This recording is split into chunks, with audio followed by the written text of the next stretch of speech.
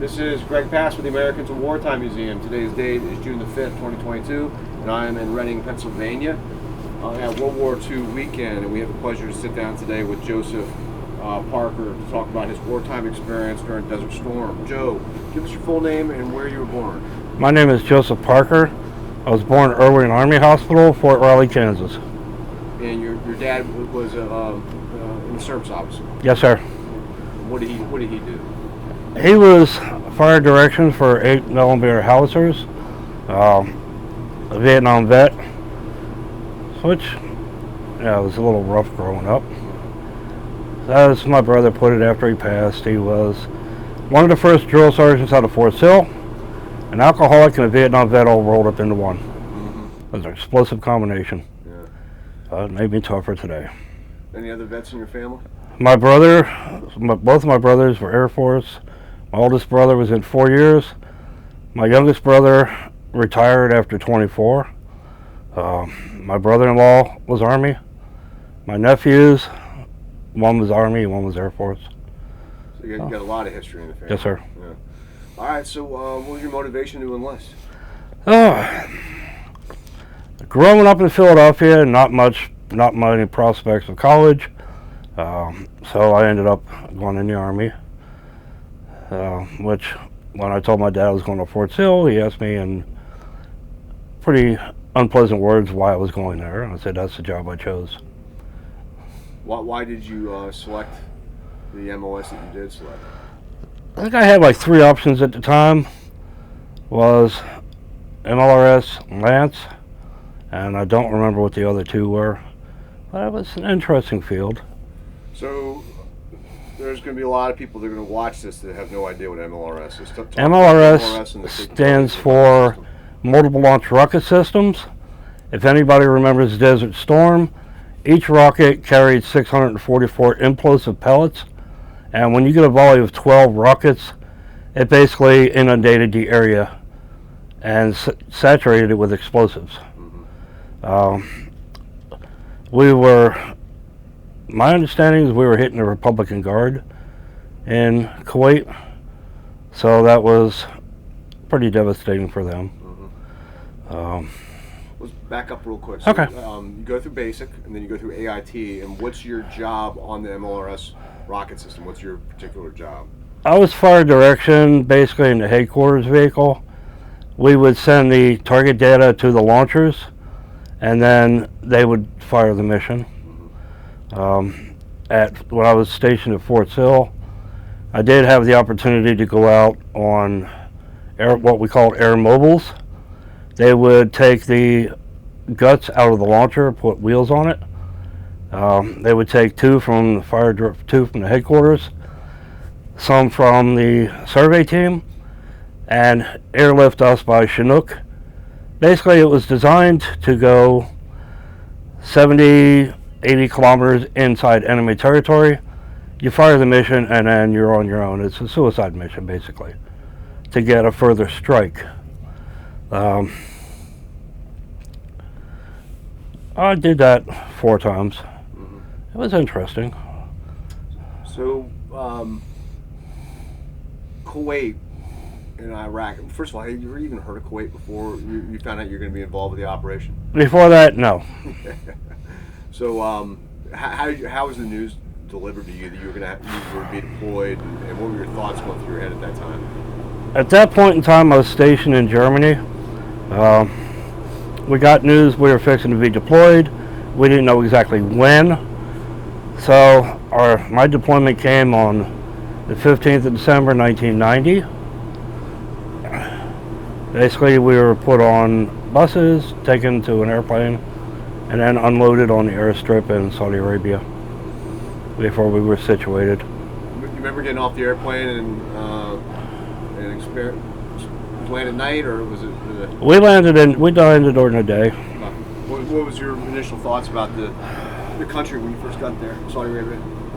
I had no clue. I guess my initial fear was, what if they turn on us? How do we defend ourselves? I mean, ironically, it was during Ramadan, which I had no idea what it was until years later, when I was going through college, and I did a report on Islam. But yeah, it was uncharted territory. Didn't know if I was going to make it out of there alive. So, for people who aren't watching, I mean, people who aren't aware, who are watching, we look back in history now and we understand that we were victorious and all that, but at the time, Iraq was one of the largest armies in the world. Mm-hmm. We were in their backyard, and they had more combat experience than we did, and we're also concerned about chemical warfare. Can you elaborate a little bit on that and how that added to your concerns? I guess the biggest thing I was worried about, sitting there, I mean, you're hearing stories about attacks here and there, constantly worried about somebody lobbing something into our tent in the middle of the night. As far as the chemical weapons, that came up later on. Kept hearing all the stuff from the government, there's no chemical weapons. So one day I get a message. It's a chemical message, and I put it on the map 4 kilometers away. So I called up headquarters and said, is this for real or is this a lie? Nobody responded. So I was just waiting to see if the alarms went off, that we had to mask up to protect ourselves. And so you land in Saudi Arabia. Where do you move from there, from the airport? Where do you guys go? Can't tell you exactly where we went because we weren't told. Our maps were nothing but black dots, and we just had coordinates we put on. We just moved to a different area. I guess we moved closer to the border and set up camp there for a while. And what unit were you with at this time? I was with the 1st of the 27th Field Artillery out of Babenhausen, Germany. And is that attached to a division, or how does that work? I believe we were attached to the 3rd Armored Division while we were there, because that's the combat patch I took.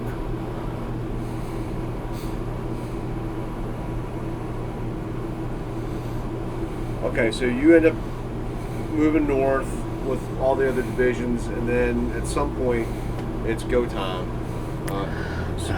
Distinctly, I quit smoking on Christmas Day, 1990, and smoking over there? Oh yeah, I went cold turkey.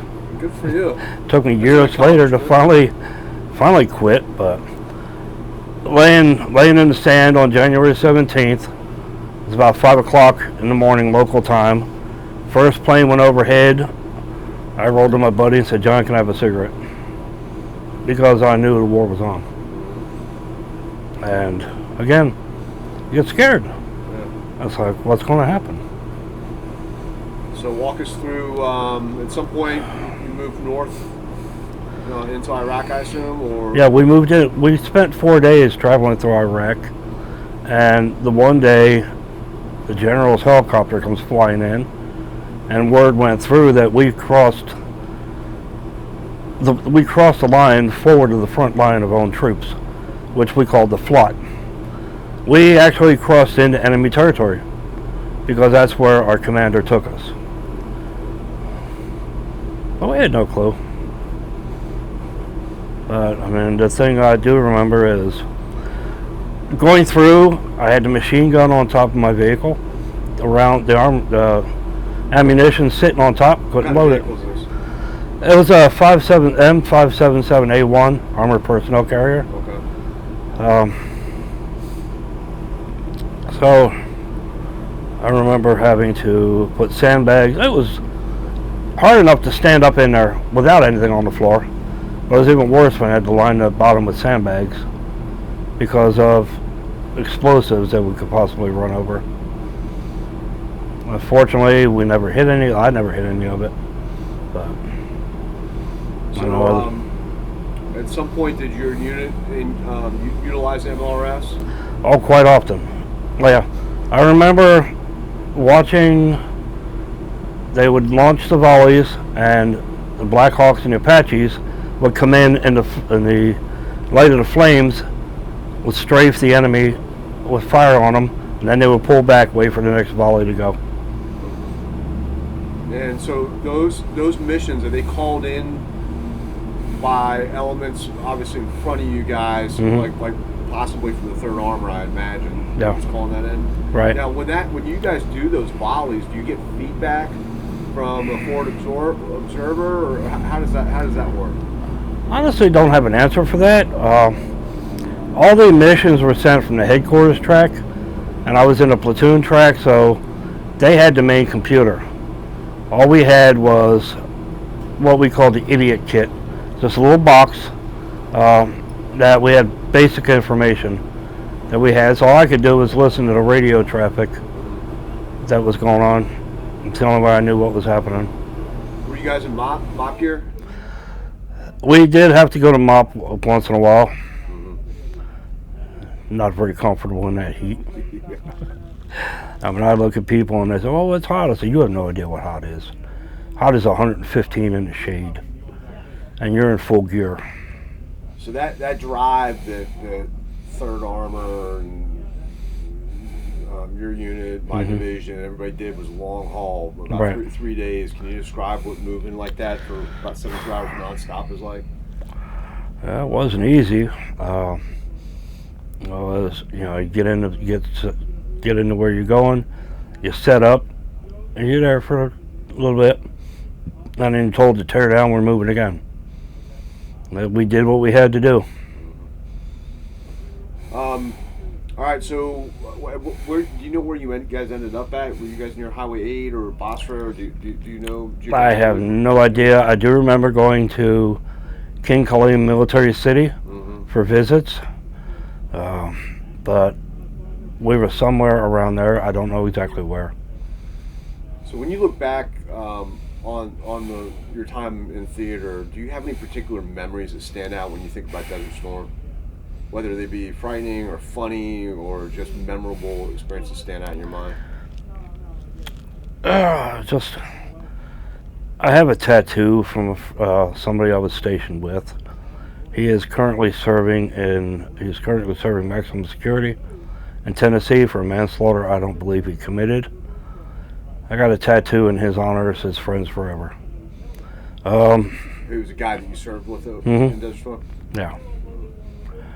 Yeah, and it just, it's just scary. I said, I heard from one person that one of the Iraqis got hit on top of the head by one of the pellets, blew his head off his shoulders. And I heard about another mechanic who got caught with a forearm in his toolbox because he liked a tattoo. Had somebody try to get me to bring an AK-47 in the belly of my vehicle. I was like, "Oh no, we're not going there." You don't know what goes through people's minds at that point. But I just knew I wasn't being any part of anything like that. I guess did the best I could to help accomplish the mission and try to get home safe. Did you guys get caught up in any sandstorms? I didn't get caught up in a sandstorm, but I remember in February of '91, we were in the Wadi al-Batin, which was a dry riverbed, and when it rained, it flooded. We got drenched, and we're trying to pack up and all that, and trying to move out. So when the ceasefire, about 100 hours of ground battle, when the ceasefire order came out and you learned of that, what were your thoughts? You're like, hey, you looking at your watch saying, I can't believe we got over that quick? Or I mean, what was going through your mind at that point? I'm glad that portion was over, but it wasn't done yet because the Republican Guard were still fighting. We still had to worry about all that. So when you eventually, actually, back up. Did you ever encounter any EPWs or any Iraqis? No, fortunately, like I said, we were hitting them from 20, 30 kilometers away. Yeah. So I never did see it. I consider myself lucky. I didn't see anything close up. Not the way I look at kids today. All right, so you guys head back into Saudi Arabia at some point. I assume you went back to Saudi, or did you go into Kuwait? We went into Kuwait. Okay. Did you ever go back into Saudi, like Kobar or anything? Where'd you fly home from?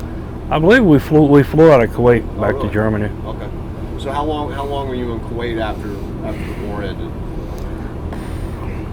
We went into Iraq in January, so it was 4 days, and after that, the rest of the time we were in Kuwait. For weeks, days. When did you get home? We got back mid-April in '91. So, describe your homecoming. Actually, kind of terrifying in a way. My daughter was born September '90. When I come home 8 months later, she was walking. My oldest daughter just potty trained and was ready to tell me how she was potty trained. But they needed someone to ride on the truck, she needed someone to ride on the truck with the bags. And when my ex-wife said, "Where is he?" "Well, he was on the plane, but we don't know where he's at." Never told her I was on the truck with the bags. So my daughter got so scared she wet herself. And, my ex didn't know what was going on. So, of course, she panicked. But once I got off the truck, I was happy to see him. Just a feeling you really can't put into words. It's, you don't realize how short life can be. Back up a little bit. Okay. Talk about your living conditions when you were over there. Did you guys eat well? Did you eat MREs? Did you eat hot? It was a combination: MREs, hot food, just whatever they served. At one point, I still call it mystery meat. I don't know what it was that I ate, but I ate it. You take the PB pills? You take those polybromide pills? You taking those? I took, at best, 3, because I didn't trust them. I guess as a veteran, you learn to distrust the government. So, I was using my gas mask as a pillow, which for a lot of people was a bad move because we kept the atropine 2-pan chloride injections in there if we were hit by chemical agents, and they would get injected in the back of their neck because it would activate. Fortunately, it never happened to me. Excuse me. But what about living conditions? You're probably living out of your vehicles during the actual invasion, but prior to that, Desert Shield. We were living out of our tent. Yeah. Well, we were in GP mediums, and we had our individual tent, because the vehicle I was in, I only had 2 guys under me. So we had our tent extension on the back of the vehicle. We would set up for operations. So, how long were you in the service total? So 4 years? 8 years. Oh, 8 years. 8 years. Gotcha. I think like 8 years and like 6 months. Gotcha. So, here we are, World War II weekend. You've probably seen some young kids walking around, 18, 19-year-old kids. Should you have a conversation with one of them, and they're like, "Hey, I see you're in the Army. What advice would you give to them on how to be successful in the U.S. Army?" Just be careful what you do. I heard war stories about. I was in during the Cold War, and heard all the stories about how the Soviets were having live ammo fired over their heads and everything else, and we were getting blanks fired at us. Cut the head off the snake and fall apart. Heard it all. Just one thing that really stands out, and that's why I don't rush anywhere. On the top of our vehicle, there was a little metal rim that would seal when you close the hatch. because it had a rubber ring around it. So one day, somebody came out and said our chief wanted us inside. I was out working on the camouflage net, and I said I'll be in when I'm done. One of the other guys jumped in the top, through the hatchback, thought it locked. I walked in, there's blood all over the place. I'm going, what happened here? Turns out it didn't lock, and he has fingers over that little metal rim. Took his fingertips off. Take your time and do what needs to be done right. Accidents can be prevented. As far as the military, that's the only thing I could say is just don't rush. Constantly be aware of your surroundings. So obviously we're videotaping this interview right now, and you're going to receive a copy in a few weeks. Okay. We're also going to give you information on how you can submit your story to the Library of Congress Veterans History Project, where theoretically it's going to be there for several hundred years. If one of your great-great-great-great-grandkids stumble upon the video 200 years from now, what would you want them to know about your service to your country? Just try to be proud of what I did. Serving your country is an honor. It's something I'm proud of. All the good and bad, I wouldn't change any of it. That may be who I am today. My grandchildren know now, any parades, first flag goes by, their hands are over their hearts. Of course, I salute the flag. Just be proud of the country we live in. Good advice. Do you have anything else you want to document about your story? No, it was an experience of a lifetime. You know, I had a lot of good and bad. It just all goes with life. You do the best you can. You make it through day by day. Outstanding. Well, on behalf of the Americans of Wartime Experience, I thank you for coming in today and telling us your story, and more importantly, thank you for your service to Thank you. America. Appreciate it, my man. You too.